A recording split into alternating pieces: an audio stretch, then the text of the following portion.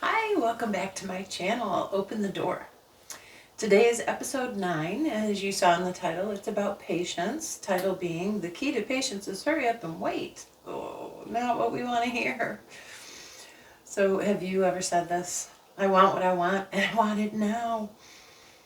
Or I've heard others say, I want to be patient, but I'm in a hurry. I'll be patient later.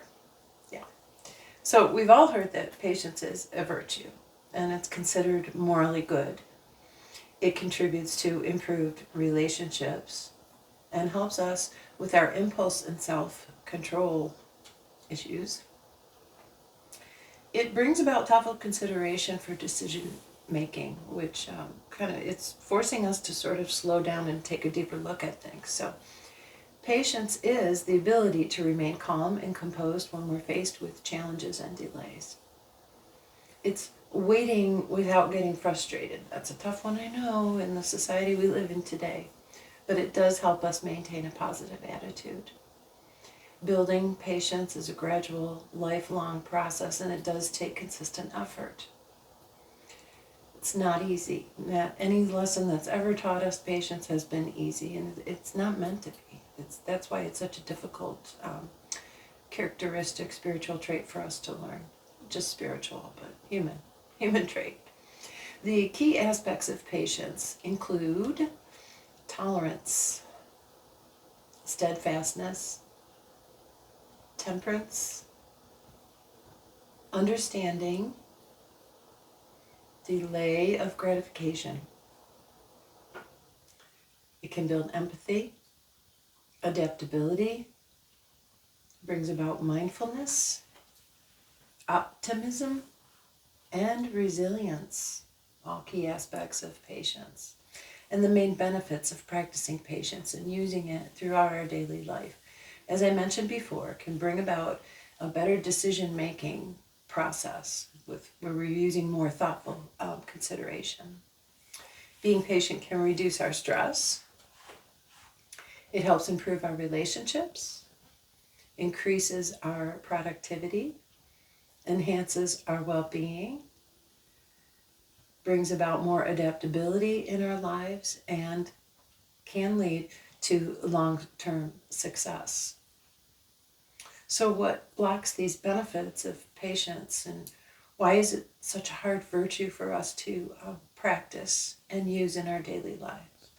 Well, I see the number one is our need for instant gratification and instant results in this instant society that we live in now. So easily to access information and other people immediately online, primarily is what I'm thinking about.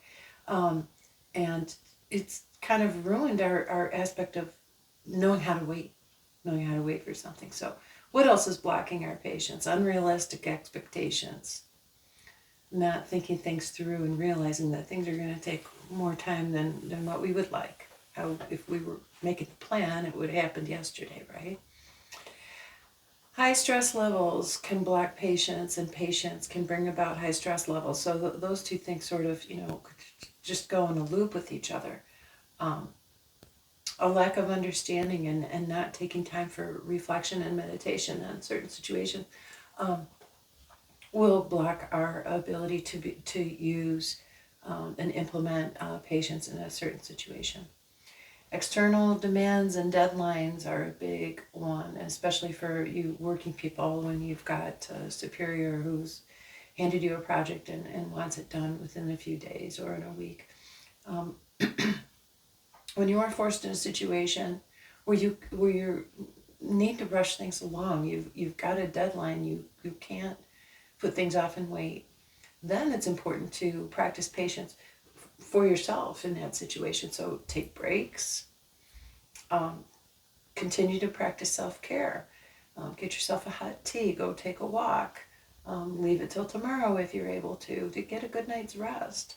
So when we're not practicing patience in any given situation, then it does increase our stress. It leads to poor decision making. It strains our relationships. It can cause missed opportunities because we're not taking the time to reflect and put the work in that needs to happen, which can lead to unsatisfactory results. And then,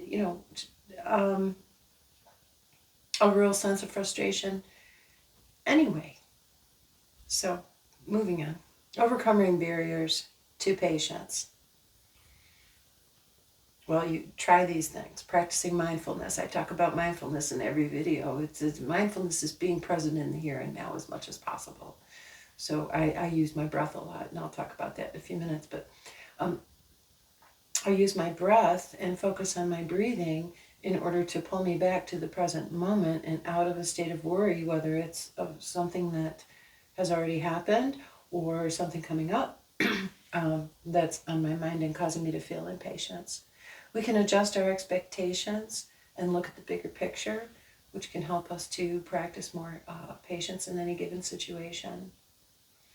It helps bring about a positive mindset by focusing on the process instead of a particular goal. It helps us to look at and work toward the bigger goal. But it's always going to take consistent effort. Patience is not something that's just sort of handed to you on a silver platter. It's life lessons throughout our lives that are teaching and strengthening this aspect of our being we call patience.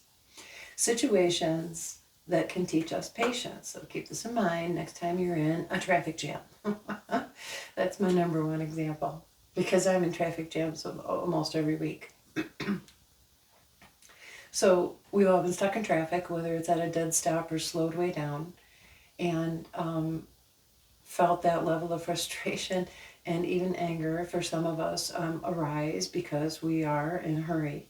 We either need to be somewhere by a certain time, or it's just the end of the workday and we're anxious to get home. But here's what I do. So the anger and frustration usually does arise. I'm not perfect. But what I do is I try to catch myself within, as soon as I start to think and feel that way, I try to catch myself, and I remind myself that getting angry and frustrated isn't going to make the traffic go any faster. And then what I do, as I observe others around me driving sporadically or even in a dangerous way because they're in such a hurry that they just can't seem to manage their level of frustration and anger, so they're going to drive aggressively to try to get to wherever it is they're going. I got something in my throat. What I'll do is send them positive energy, send them love and light, send them unconditional love to help them just sort of, relax their energy and maybe be a little more careful out there so that they're getting to where they want to go safely and not causing any harm to others around them. But I do this quite often in public when I observe another person in a negative mindset, exhibiting negative, low-frequency behaviors. I send them love. I send them light. I just, it's a little secret tool. Well, it's not secret now, but it's a little tool that I use to sort of help. Oh, I hope it helps anyways, help others. Other situations, there was a long talk about traffic jams. Other situations that can teach us patience could be and will be waiting in line, learning a new skill, hands up, dealing with technology, working with others, parenting and grandparenting for that matter, and recovery from life setbacks. All situations that can teach us patience, everybody.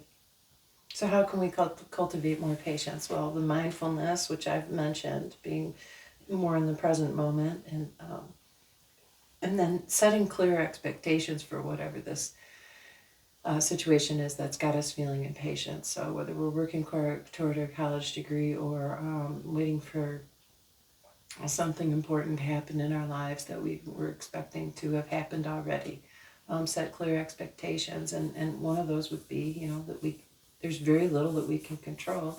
See my video about control, letting go. To cultivate more patience, we can shift our perspective. We can practice empathy, which is what I do in the traffic jams with the people who are upset. Focusing on the present, which is another way of saying mindfulness, really. Learning from our setbacks and developing a growth mindset, developing the mindset that life lessons are there to teach us, that we don't control most circumstances, and there's a lesson in each and every challenge that we come across. So the last little section I have for you here, I hope you're going to find helpful, and I know I have, just since I've made up these notes and had several encounters over the last week or so. So when dealing with an impatient person, number one thing is stay positive and remain calm. Stay composed. Normally when we're faced with an interaction with an impatient person, they're either angry and or frustrated, and definitely stressed out about something that's causing them to feel frustrated. So, and struggling with their level of patience. So what we don't want to do is meet and match their level of energy of feeling frustrated and angry. Instead, what I would suggest you do is bring forth a state of calm and stay composed and stay positive. Once we enter the conversation in that mindset, we're able to actively listen to what it is the person is saying and why, and they're telling us why they're feeling so frustrated. As we're actively listening to what they're telling us, we're able to tap into our empathy and a deeper understanding of where that person's coming from. We can help the person to set clear expectations and suggest solutions for the situation that they're upset about, and then take it a step further and encourage patience in their viewpoint of how they're looking at things.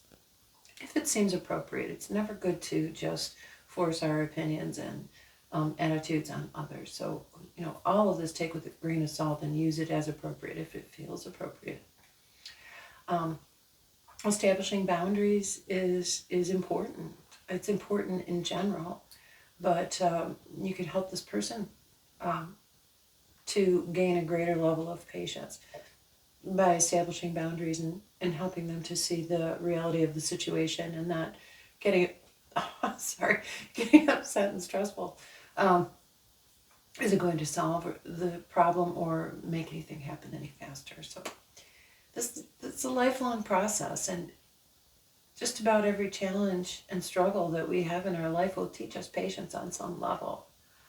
I felt called to do this episode because of a personal circumstance that I've been going through recently. And it's not a negative one, but it is something that's forcing me to slow down, reconsider, look at the bigger picture, use empathy toward the others in the situation, and understand that I don't control everything and I can't make things happen by just wanting them to happen. So I want what I want and I want it now. It doesn't work.